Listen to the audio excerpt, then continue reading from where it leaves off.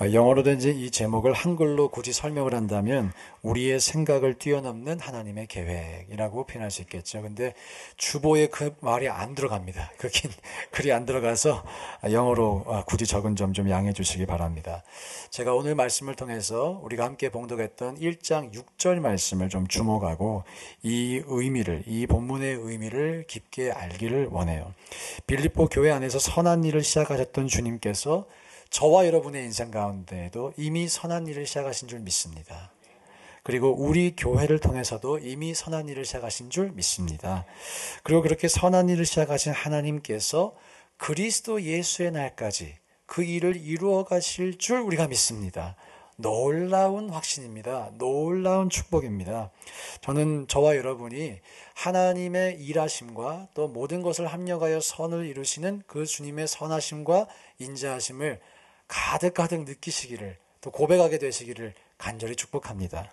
자, 이 말씀을 우리가 이해하고 살아내기 위해선 신앙의 두 가지 중요한 원리를 이해할 필요가 있어요. 먼저는 하나님의 주권이라는 것입니다. 하나님께서 주권적으로 일하시죠. 하나님은 자신이 마음에 먹은 것을 반드시 시행을 하세요. 그런데 또 한 가지, 우리의 책임이 여전히 있습니다. 없지 않아요. 오늘 본문 6절에 보면 이 본문 6절은 분명히 하나님의 주권에 대해서 말씀하고 있어요. 착한 일을 시작하신 분이 누구세요? 하나님이시죠. 또 그리스도의 예수의 날까지 이루어 가실 분이 누구세요? 하나님이십니다. 하나님이 주어시죠. 자, 그렇게 1장 6절은 하나님의 주권을 강조하고 있는데 이 1장 6절을 둘러싸고 있는 다른 본문들은 인간의 책임을 여전히 강조하고 있습니다. 하나님의 주권적인 일하심이 있다고 해서 우리의 책임이 없다는 것이 아니죠. 우리가 여전히 감당해야 될 미약하나마의 그 작은 책임이 있다라는 것입니다. 그리고 사도 바울은 저 축복을 고린도 교회는 하지 않았어요. 빌립보 교회만 남겼습니다. 빌립보 교회가 그 축복을 받을 만한 자격이 있었다는 것입니다. 그렇다면 그 빌립보 교회만의 특별한 점이 무엇이었을까? 오늘 말씀을 통해 그것을 좀 나눠드리기를 원하고, 그 말씀을 드리기 전에 먼저 이 빌립보 교회가 탄생한 배경에 대해서 설명하고자 합니다. 빌립보 교회의 이 창립 배경은 다른 교회와 달리 좀 독특해요. 특별한 면이 있어요. 빌립보 교회는 감옥에서 시작되었다라고 해도 과언이 아닐 것입니다. 왜냐하면 바울과 실라가 감옥에 갇혀 있다가 하나님의 놀라운 도우심으로 감옥에서 나오게 되고, 또 그 감옥을 지키던 간수가 예수를 믿게 되고, 간수의 가족들이 다 예수를 믿게 되면서 이 빌립보 지역에 하나님의 나라가 임하는 역사가 있었기 때문이에요.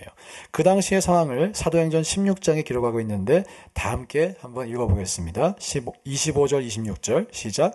한밤중에 바울과 실라가 기도하고 하나님을 찬송하며 죄수들이 듣더라.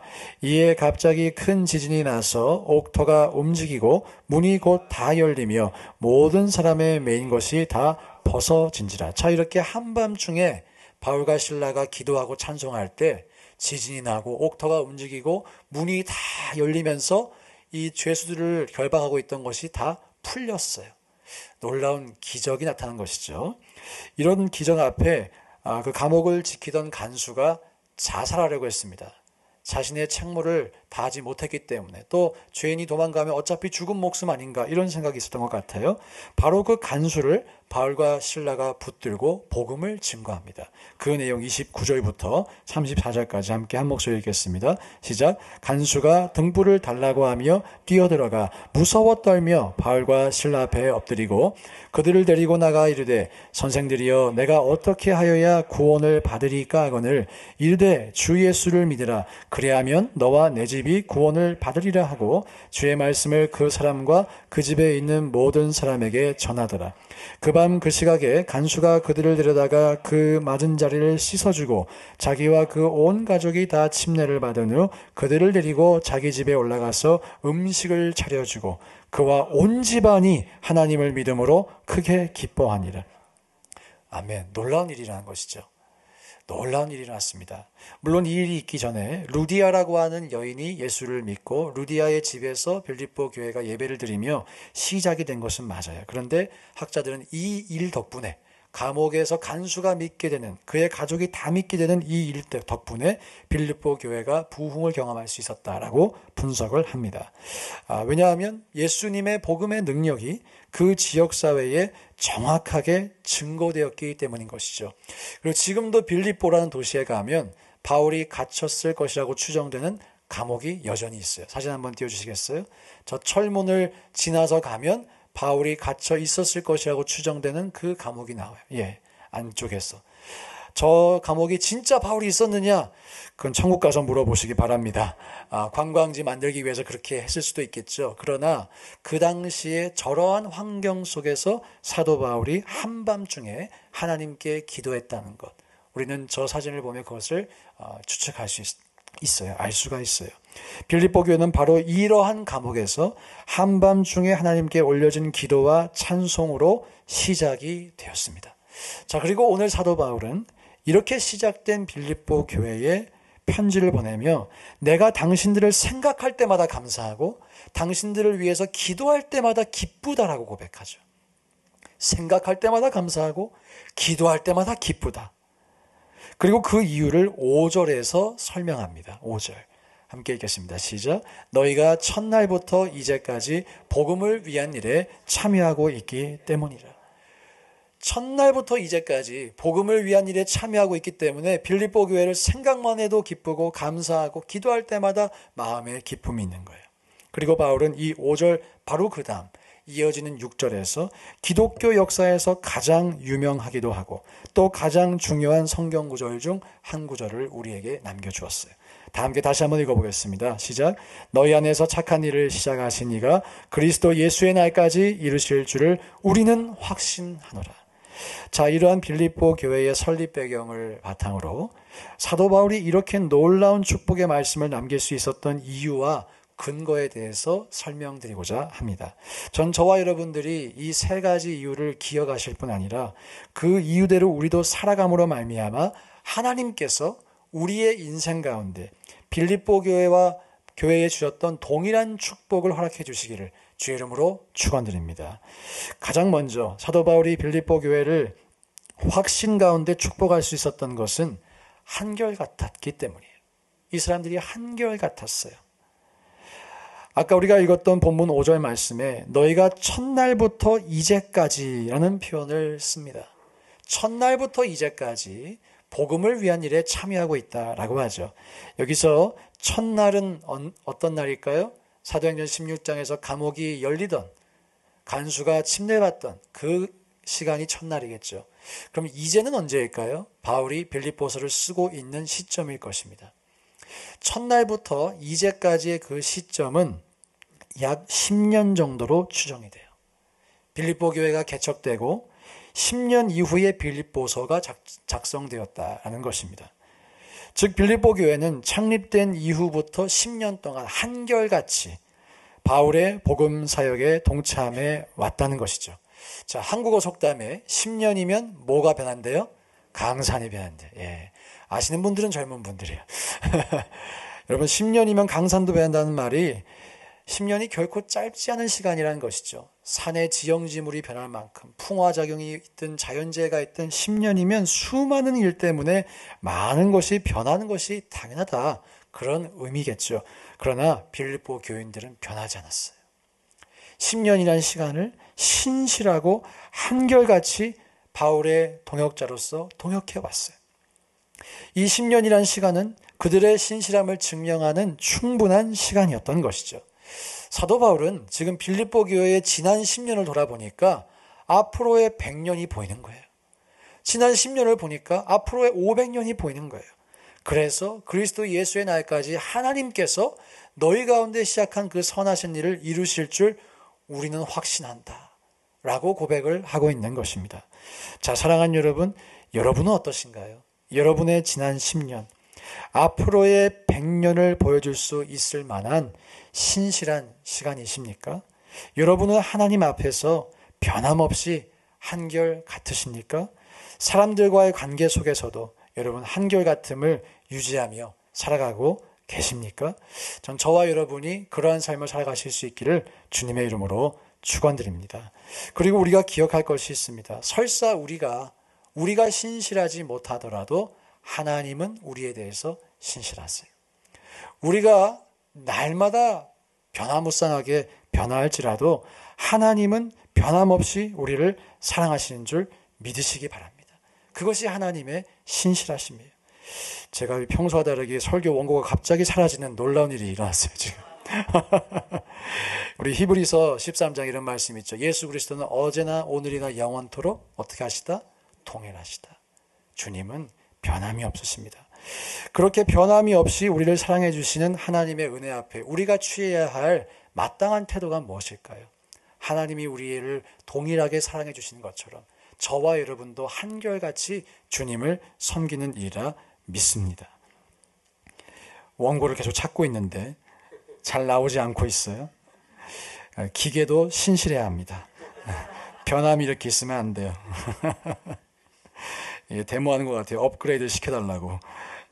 나왔습니다. 자, 우리가 이러한 하나님의 신실하심을 기억하시면서 또 기억할 것이 있어요. 고린도전서 15장 58절에 이런 말씀이 있습니다. 그러므로 내 사랑하는 형제들아 견고하며 흔들리지 말아라. 고린도 교회는 흔들렸어요. 많이 흔들렸습니다. 그런 고린도 교회를 향해서는 사도 바울이 흔들리지 말아라 라고 말하죠.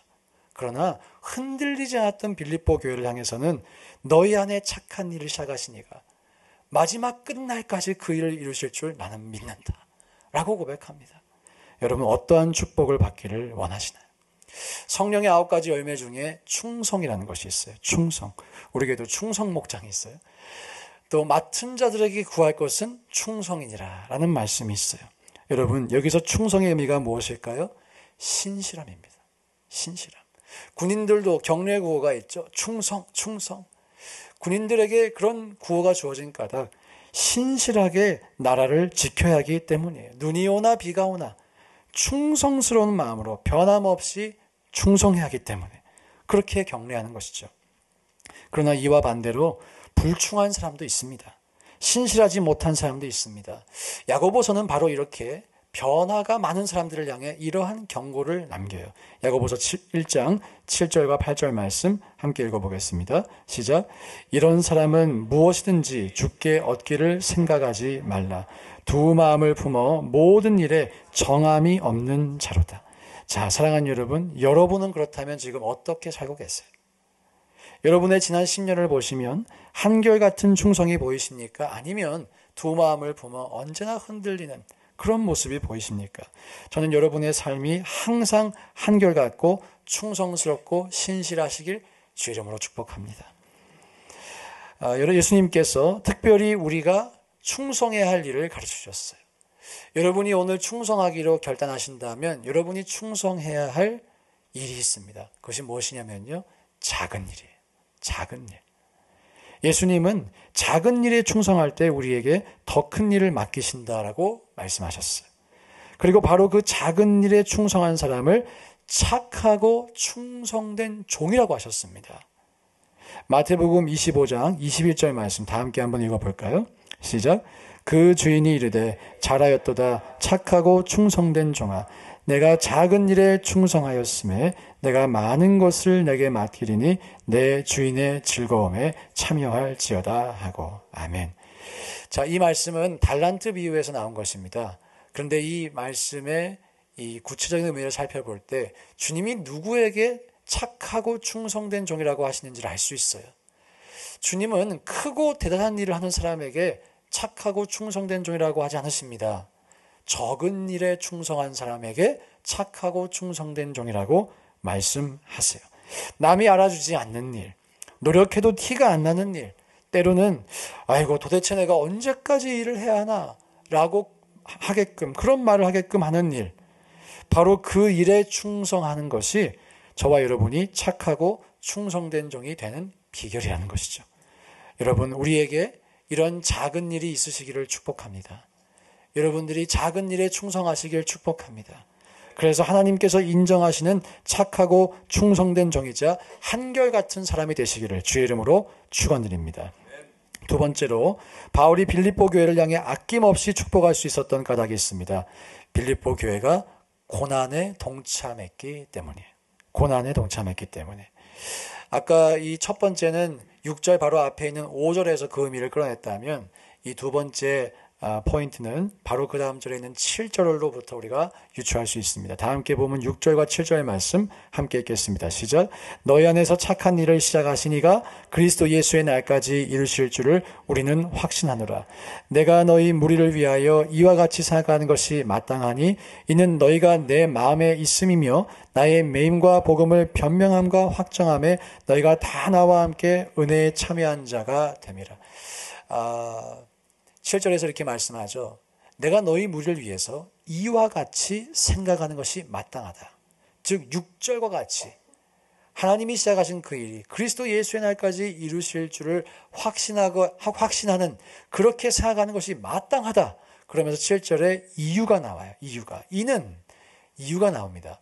근데 이 7절 구조가 조금 복잡해요. because가 두 번 나옵니다. 그래서 제가 여러분들 이해하기 쉽게 이것을 단순화시켜서 정리해봤어요. 그 다음 슬라이드 보여주세요.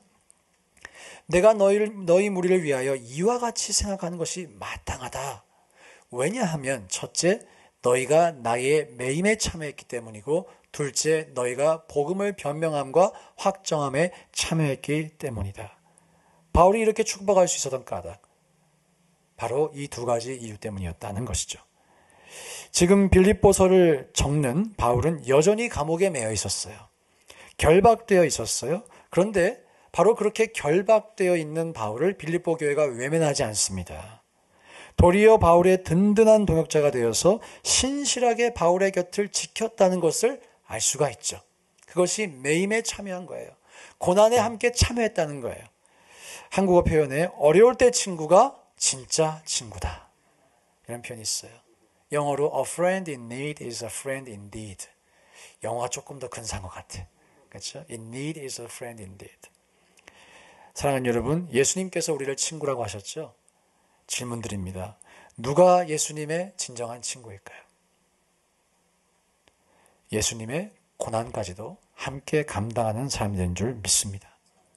빌립보 성도들은 자신들이 믿는 복음으로 인해 자신들이 겪어야 할 고난을 피하지 않았어요. 오히려 달갑게 받았어요. 그 고난 때문에 힘이 든다고 교회를 떠나지 않았어요. 복음을 저버리지 않았어요. 그 빌립보 교인들이 어떤 상황 속에서 믿음을 지켰는지 조금 더 입체적으로 설명드리기 위해서 사진을 몇 장 더 보여드리고자 합니다. 빌립보에 저런 원형 경기장이 있었습니다. 오늘날로 보면 콘서트장 같은 모습이죠. 여러분 로마 시대에 저기서 뭘 했을까요? 오페라 가수가 공연했을까요? 그때는 사운드 시스템이 없어서 공연을 해도 잘 안 들려요. 뭘 했을까요 그러면? 검투사들로 알려진 글래디에이터들이 싸움을 하면서 그렇게 서로를 죽이는 일들이 있었고요. 그런 것을 하다가 사람들의 니즈가 채워지지 않으니까 그리스도인들을 저 원형 경기장에 넣고 맹수를 풀어놨어요.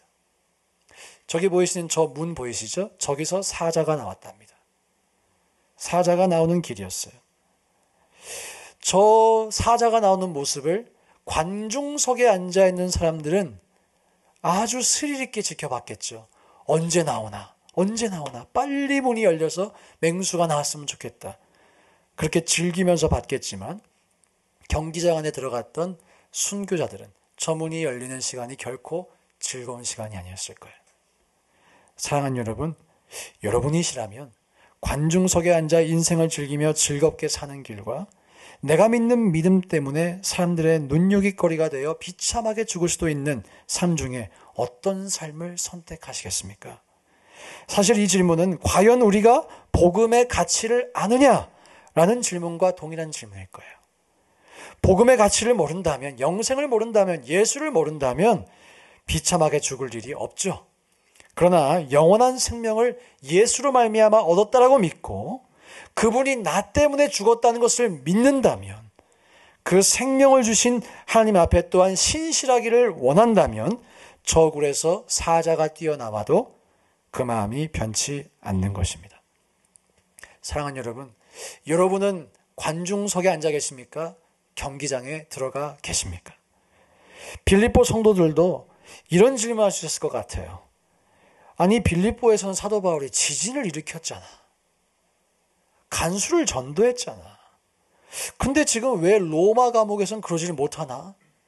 바울이 좀 영력이 빠졌나 봐. 늙었더니 기력이 좀 쇠했나 봐. 하나님께 좀 잘못한 거 아니야? 왜 하나님은 바울을 꺼내주지 않으시지? 그러면서 등 돌릴 수도 있지 않았을까요? 참고로 고린도 교회는 등 돌렸습니다. 그러나 빌립보 성도들은 바울로부터 하나님의 능력이 나타날 때에도 그와 함께 했지만 바울이 고난받고 여전히 감옥에 있을 때에도 그와 함께 했어요. 여러분도 선택하셔야 돼요. 예수님께서 우리에게 복을 주실 때가 있습니다. 우리의 인생의 문을 열어주실 때가 있습니다. 잘되게 하실 때가 있습니다. 그때에만 예수의 친구가 될 것인지, 아니면 예수께서 우리더러 십자가를 지고 나를 따라오라고 말씀하실 그때에도, 고난에 동참하라고 말씀하실 그때에도 예수의 친구가 될 것인지 결정하셔야 합니다. 다시 한번 여러분은 경기장에 계십니까? 관중석에 계십니까? 저는 우리 모두가 예수 그리스도를 믿는 신실한 군사가 될 수 있기를 주의 이름으로 축원드립니다. 여러분, 주를 위해 고난받으시기를 축복합니다. 그 길이 영원한 생명의 길이기 때문이에요. 빌립보 교회가 바울 서신을 받은 후 50년 뒤에 안디옥에 있던 교부가 있었어요. 이그나티우스라는 교부가 있었어요. 이 초대교회의 고 교부가 로마로 순교하기 위해 호송되어 가던 중에 빌립보를 스탑바이하게 되었습니다. 이 역사 기록에 따르면 그때 빌립보 교인들은 이그나티우스를 환대하고 호위했다 그래요. 그것이 무엇일까요? 그 말이. 나도 이 이그나티우스와 함께한다. 이그나티우스를 죽일 거면 나도 죽여도 된다는 의미였어요. 사진 한번 보여주시죠. 아래 사진은 이그나티우스가 로마에서 사자들에게 먹혀 순교하는 그 장면을 그 당시 벽화로, 그 당시 양식으로 표현한 것이. 저 사자가 영국 왕실의 멋진 그런 문양이 아닙니다. 액세서리가 아닙니다. 정말 저렇게 죽었어요. 여러분, 이 이그나티우스와 빌립보 교인들을 보시면 어떤 생각이 드시나요? 사실 현대를 살아가는 우리들이 이러한 박해와 고난을 받지는 않습니다.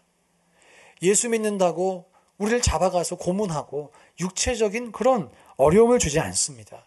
그런데 어쩌면 그렇기 때문에 우리의 신앙이 너무 미지근해져 있지는 않은가라고 질문하게 됩니다.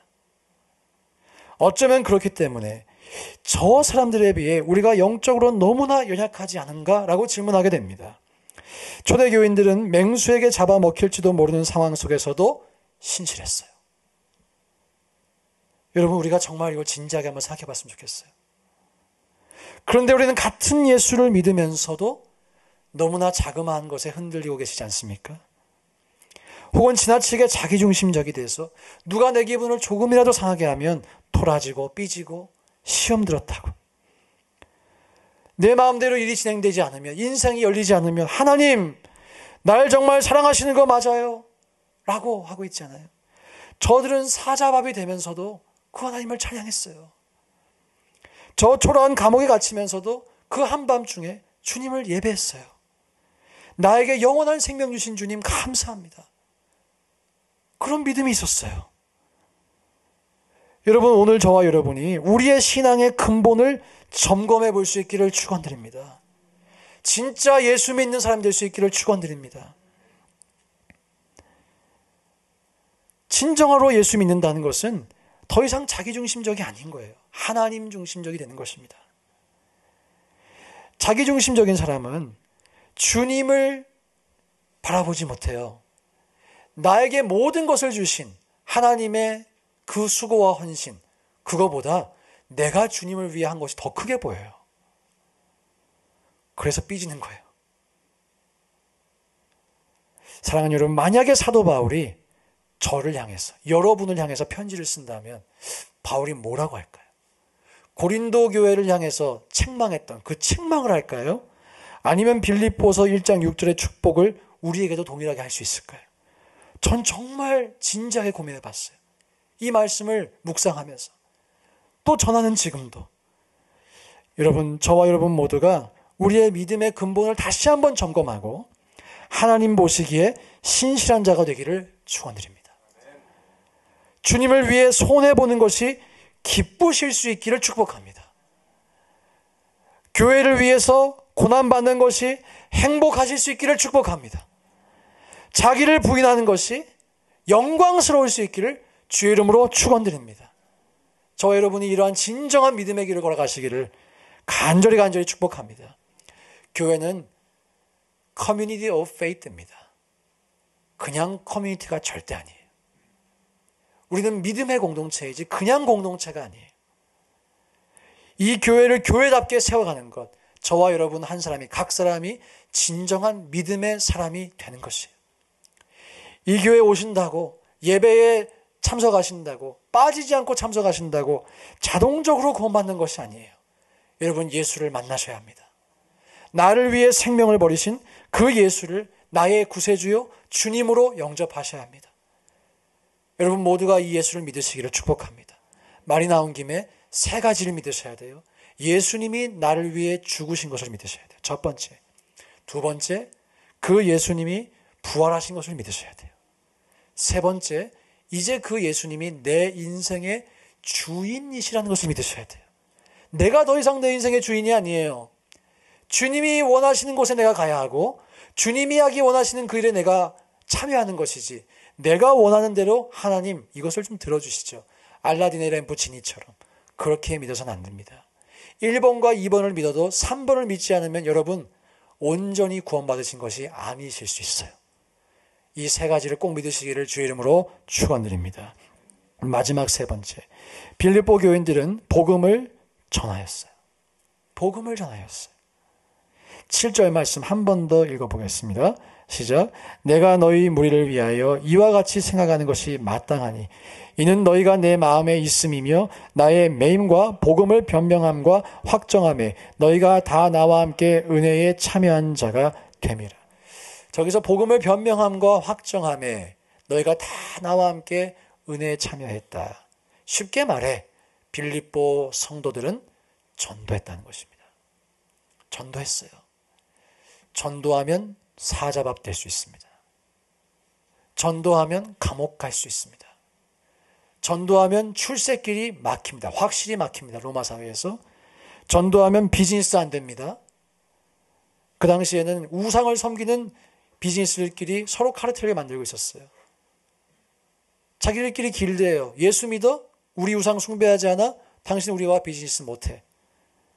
경제적으로, 사회적으로, 신분적으로, 신체적으로 고난을 각오해야 했어요. 우리보다 전도하기 어려웠습니다, 여러분. 많은 것을 희생해서 했어요. 그러나 그럼에도 불구하고 전도했어요. 예, 복음 증거에는 지혜가 필요합니다. 막무가내로 선교하자는 게 아니에요. 전도하자는 게 아니에요. 무식하고 용감하기만 한다고 해서 복음이 다 증거되지 않더라고요. 오히려 복음 증거를 가로막을 수도 있더라고요. 그러나 저와 여러분의 마음속에 내가 복음을 전하려고 하는가, 그 마음이 있는지를 돌아보셔야 합니다. 내 안에 예수님이 진정한 생명을 주시는 분이시라는 믿음이 있는가, 그래서 그것이 없는 분들을 향해 안타까워하는 마음이 있는가 돌아보셔야 돼. 돌아보셔야 돼. 다른 누군가에게 이것을 전하려고 하는가, 이 태도가 있는가를 점검해 보셔야 돼요. 여러분에게 VIP가 있으십니까? 여러분의 기도 제목 중에 예수를 모르고 죽어가는 사람들을 향한 간절한 중보기도가 있으십니까? 있으시기를 축원드립니다. 저희 교회가 부족하나마 전도하려고 하고 선교하려고 그래요. 여러분, 교회가 하는 일에 참여하는 것이 여러분이 전도할 수 있는 가장 좋은 길이 될 수 있어요.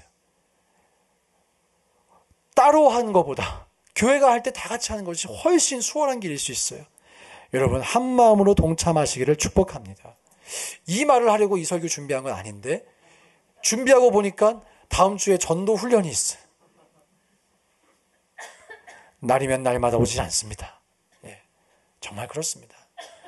3월 22일 날 저희가 클락스턴 가서 무슬림 아이들 대상으로 블락 파티합니다. 저희가 매년 클락스턴 갈 때마다 그 아이들 중에 진지하게 예수님에 대해 질문하는 아이들이 나타나고 있어요. 딱 3일 다녀와요. 3일 가서 사실 우리가 봐도 어린이 사역이다 보니까 이게 진짜 복음이 증거되는 건가? 그렇게 그렇게 보일 만한 일들을 하고 와요. 놀아주고 게임하고 태권도 하고. 그런데 그들의 마음 가운데 예수님에 대해 질문하고 예수님에 대해 알고 싶다고 교회에 나온 아이들이 나타나고 있어요. 여름 선교 일정 미리 기억하시고 참석하시길 축복합니다. 만약에 여러분이 우리 선교 일정 중에 아무리 해도 스케줄이 안 맞다. 일하는 스케줄, 휴가 스케줄 때문에 안 맞다. 그러면 이렇게 하셔야 돼요. 목사님, 제가 참석하실 수 있게 좀 만들어주세요. 그럼 이제 안 만들겠어요? 어떻게 해서든 만들어드리죠. 많은 분들 바쁘시다는 걸 알고 있습니다. 여름에 휴가 가셔야 되는 걸 알고 있습니다. 그런데 여러분이 전도하느라 바쁘시길 축복합니다. 선교하느라 바쁘시길 축복합니다. 오늘 말씀 되게 부담되죠? 저도 부담돼요. 그러나 그것이 성경의 가르침이에요. 이것이 진정한 예수 믿는 길이에요. 휴가도 가시기 바랍니다. 그러나 휴가를 우리가 솔직히 한 달 내내 가진 않잖아요.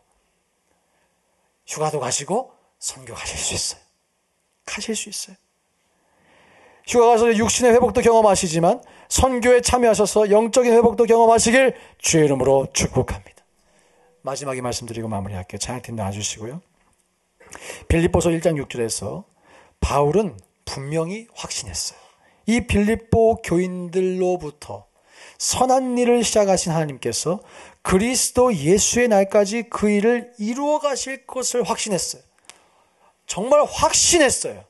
자, 그런데 여러분 2025년 2월 23일 오늘 빌립보 교회가 없습니다. 이 교회 없습니다. 지금 남아있지 않아요? 자, 그러면 바울의 확신이 틀린 것이었을까요? 빌립보 교회가 실패한 것일까요? 그렇지 않죠.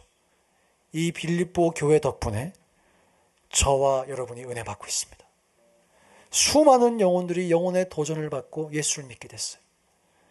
이 빌립보 교회가 전한 복음은 또 다른 누군가의 생명을 살려서 오늘날 우리가 예수 믿기까지 바톤 터치를 계속 해올 수 있었어요.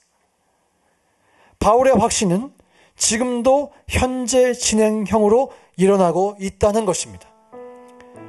자, 사랑하는 여러분, 지금부터 중요해요. 빌립보 교회가 사라진 것처럼 죄송합니다. 저와 여러분도 언젠간 사라져요. 언젠간 누군가가 저와 여러분을 이 땅에 묻든지 아니면 우리의 시체가 화장하는 곳에 들어가서 가루가 돼서 나올 거예요. 재수없는 말이 아니에요. 진리예요. 사실이에요. 사실이에요. 우리는 사라집니다. 언젠간 사라져요. 그러나 우리가 가진 예수의 복음은 사라지지 않을 것입니다. 여러분, 무엇을 위해 사시겠어요? 언젠간 사라질 것에 목숨 걸고 온 인생을 거기에 투자하고 씨름하고 아파하고 유치하게 그것 때문에 하나님 원망하며 신앙생활 하시겠어요? 아니면 우리의 시간과 수명과 한계를 초월하는 하나님의 surpassing 플랜에 참여하여 영원한 가치를 위해 사시겠습니까? 여러분이 결단하셔야 돼요.